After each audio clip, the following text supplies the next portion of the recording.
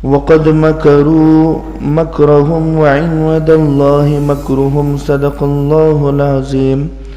پارہ نمبر 13 سورہ ابراہیم آیت نمبر 46 کی تفسیر چل رہی ہے۔ اللہ تبارک و تعالی فرماتا ہے کہ ان لوگوں نے ان کی بھرپور چالیں چلی، جتنی چال وہ چل سکتے تھے، جتنا مکر و فریب وہ کر سکتے تھے، انہوں نے کھل کر کیا۔ یہاں پر مفسرین لکھتے ہیں کہ پچھلے جو ظالم ہیں ان کی چالیں بھی یہاں پر مراد ہیں۔ جیسے فرعون نے خوب چالیں چلی اسلام کو مٹانے کے لیے اور موسیٰ علیہ السلام کو ختم کرنے کے لیے، اللہ نے فرعون کو ناکام کیا۔ نمرود نے بہت چالیں چلی حضرت ابراہیم کو مٹانے کے لیے اور اسلام کو مٹانے کے لیے، اللہ نے نمرود کو ناکام کیا۔ حامان اور شداد نے بھی چالیں چلی، انہیں بھی ناکام کیا۔ یہاں تک کہ قارون نے چال چلی، اسے بھی ناکام کیا۔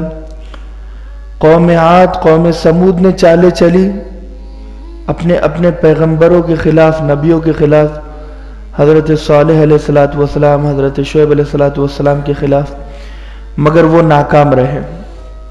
اسلام کو مٹانے کی کوشش کی اور مسلمانوں کو مٹانے کی کوشش کی، مگر مٹا سکے نہیں مٹا سکے۔ قوم لوط نے وہی کیا مگر وہ بھی نہیں مٹا سکے۔ اس کے بعد عیسائی جب آئے تو انہوں نے بھی بڑی بھرپور کوشش کی اسلام کو، مسلمانوں کو مٹانے کی، مگر مٹا نہیں سکے۔ اللہ کے نبی صلی اللہ علیہ وسلم کا زمانہ آیا، اس اللہ کے نبی کے زمانے میں مشرکین مکہ نے، کفار مکہ نے مل کر ایک ساتھ اسلام کو مٹانا چاہا اور مسلمانوں کو ختم کرنا چاہا، مگر وہ مٹا نہیں سکے، ختم نہیں کر سکے، نہ اسلام کو نہ مسلمانوں کو۔ تو یہ جو آیت ہے، یہ آیت ہمارا پورا ماضی بیان کرتی ہے، یعنی جتنے بھی واقعات گزر چکے، ہو چکے، ان تمام واقعات میں اسلام کو مسلسل مٹانے کی کوشش کی گئی اور مسلمانوں کو مسلسل ختم کرنے کی کوشش کی گئی، مگر کامیاب کوئی نہیں ہو سکا۔ اور آئندہ بھی اسلام کو اور مسلمانوں کو مٹانے کی مسلسل کوششیں ہوگی، مگر وہ کامیاب نہیں ہوگے۔ اور ابھی جو حال میں ہم جی رہے ہیں، سانسیں لے رہے ہیں، جو اقتدار پر قابض حکومت ہے، وہ مسلسل مسلمانوں کو، اسلام کو مٹانے کی کوشش کرتی ہے۔ بی جے پی حکومت یا RSS۔ کل ہی میں ایک بزرگ سے ملا جہاں دعوت تھی ہال میں، وہ مجھ سے کہنے لگے مولانا میں ہندو مسلم کے بارے میں بات کر رہا تھا کہ کتنا مل کر رہتے ہیں، کیونکہ عقیقے میں کئی غیر مسلموں کو بھی دعوت تھی۔ تو مجھے لگا، میں نے کہا کہ چاہے دشمن لاکھ کوشش کر لے ہندو مسلم کو الگ کرنے کی، ڈیوائیڈ کرنے کی، اور ان دونوں کو الگ کر کے حکومت کرنے کی لاکھ کوشش کر لے، مگر یہ الگ نہیں ہو سکے گا، مگر یہ الگ نہیں ہو سکے گا۔ بزرگ مجھ سے کہنے لگے مولانا یہ کوشش آج ان کی کامیاب ہو رہی ہے، یہ 100 سال پرانی کوشش ہے، RSS کی محنت ہے۔ میں نے کہا یہی تو ناکامی کی سب سے بڑی دلیل ہے کہ 100 سال سے صرف کوشش کر رہے ہیں۔ کیا کر رہے ہیں؟ صرف کوشش کر رہے ہیں۔ RSS کی مسلسل کوشش ہے اسلام کو مٹانے کی اور مسلمانوں کو مٹانے کی۔ میں کیا، یہ آیت RSS کو چیلنج دیتی ہے، چاہے وہ وشو ہندو پریشد ہو یا پھر RSS ہو، بجرنگ دل ہو یا ہندو سینا ہو، یہ آیت ان تمام لوگوں کو چیلنج دیتی ہے، تمام تنظیموں کو۔ 100 سال نہیں، 1000 سال تم لے لو، کروڑوں اربوں خربوں سال تم لے لو، اور سب مل کر اسلام کو مٹاؤ، تو اسلام کا الف بھی مٹا نہیں سکتے، اور مسلمانوں کا میم بھی نہیں مٹھا سکتے، امت محمدیہ کا میم بھی نہیں مٹھا سکتے۔ کوشش کر لو، کیونکہ تم سے بڑی کوشش کرنے والے آئے گئے۔ فرعون معمولی کوشش تھی اس کی، 3000 معصوم بچوں کو قتل کر دیا کہ یہ بچے بڑے ہو گئے اور مجھے میری حکومت سے بے دخل کر دے گے، مجھے نکال دے گے، ہکال دے گے۔ اس ڈر سے بچوں کو بڑے نہیں ہونے دینا ہے۔ تو ایسا بھی ظالم کوئی نہیں آیا، لیکن وہ بھی کچھ نہیں کر سکا۔ وہ بھی اس سے پہلی آیت نے بتایا کہ مسلمان سوچتے ہیں کہ یہ مرتے کیوں نہیں۔ اللہ کہہ رہا ہے کہ ہم انہیں مہلت دے رہے ہیں تاکہ ان کا کیس مضبوط ہو۔ جتنے دن زندہ رہیں گے اتنے دن یا تو انہیں ہدایت ملے گی یا تو وہ ظلم میں آگے بڑھے گے۔ کس میں بڑھے گے؟ ظلم میں۔ آج مسلمانوں پر ظلم کر رہے ہیں، کل 100 گنا زیادہ کرے گے تو کیس مضبوط ہوگا نا، اور لمبی سزا ہوگی اور خطرناک سزا ہوگی۔ ہمیشہ ہمیشہ دوزخ میں تو رہے گے، یہ تو طے ہے۔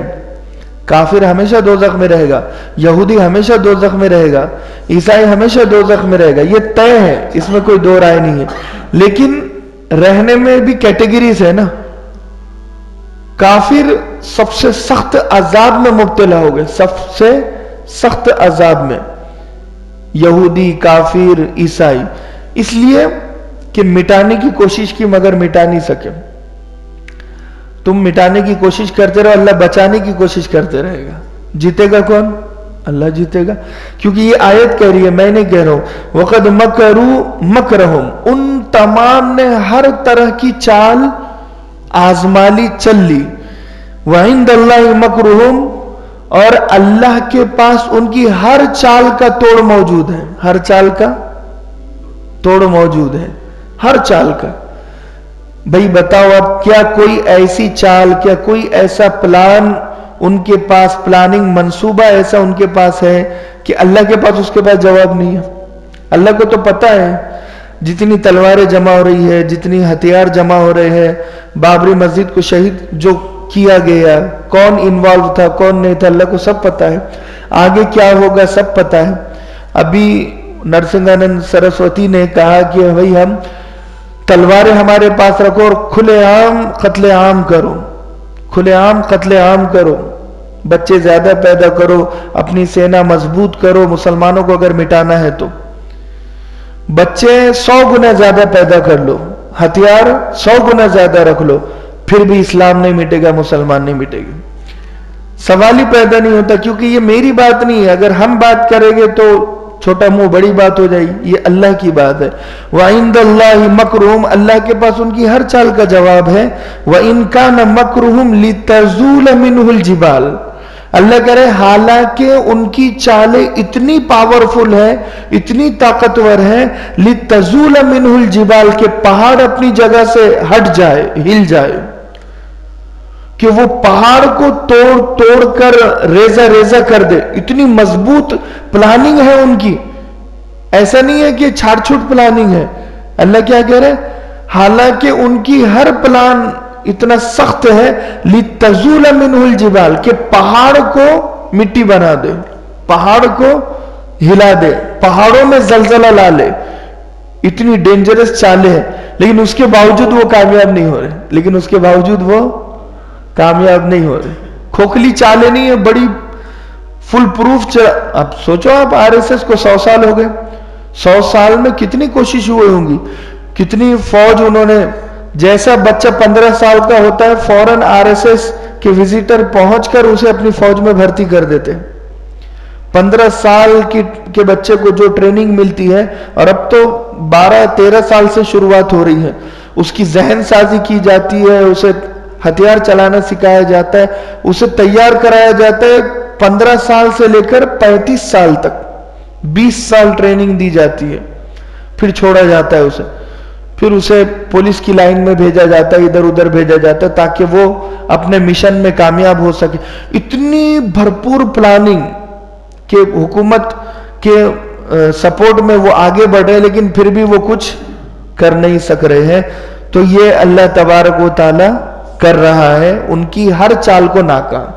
اللہ کا شکر ہے، کرم ہے، احسان ہے کہ ہم مسلمان ہیں اور ہمارے ساتھ اللہ کی طاقت ہے، تو کوئی ہمارا کچھ بگاڑ نہیں، اسی لیے ڈرنے اور گھبرانے کی کوئی ضرورت نہیں ہے۔ آگے بتائے فَلَا تَحْسَبَنَّ اللَّهَ مُخْلِفَ وَعْدِهِ رُسُلًا، کہ آپ یہ مت سوچنا پیغمبر کہ ہم نے جو آپ سے مدد کا وعدہ کیا ہے ہم اس وعدے کو توڑ دیں گے، ہم مدد ضرور کریں گے لیکن ہم یہ مہلت دے رہے ہیں۔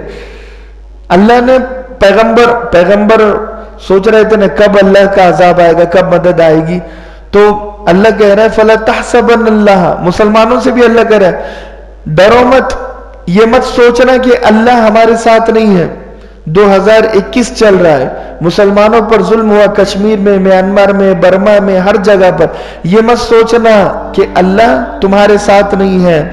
مخلف وعدہ رسولا، اللہ اپنے وعدے کو توڑتا نہیں ہے، اور اللہ کا وعدہ ہے مسلمانوں کے ساتھ کہ ہمیشہ اللہ ان کا مددگار رہے گا، ہمیشہ اللہ ان کی مدد کرے گا۔ اِنَّا لَنَنْصُرُ رُسُلَنَا، اللہ نے قرآن کی آیت میں وعدہ کیا یقیناً ہم ضرور ضرور ضرور ضرور پیغمبروں کی مدد کرتے ہیں، نبیوں کی مدد کرتے ہیں، مسلمانوں کی مدد کرتے ہیں۔ تو وعدہ کس کا ہے؟ اللہ کا۔ اللہ اپنے وعدے کو توڑتا نہیں ہے۔ ان اللہ عزیز ذو انتقام، یقیناً اللہ زبردست حکومت کرنے والا اور زبردست انتقام لینے والا ہے۔ ذو انتقام، زبردست انتقام لے۔ اب مسلمانوں کی طرف سے انتقام کون لے گا؟ ارے بھائی کون لے گا؟ اللہ، دنیا میں اور آخرت میں۔ اب دنیا میں اللہ انتقام کیسے لے گا وہ آپ سمجھ لو، آپ خود اپنی آنکھوں سے دیکھو گے کہ ان کی ساری حکومت ٹوٹ جائے گی، ان کی ساری طاقت ختم ہو جائے گی، ان کا جتنا بڑا محل انہوں نے تیار کیا ہے ڈر کی بنیاد پر، یہ سب چور چور اور مٹی مٹی ہو جائے گا۔ اللہ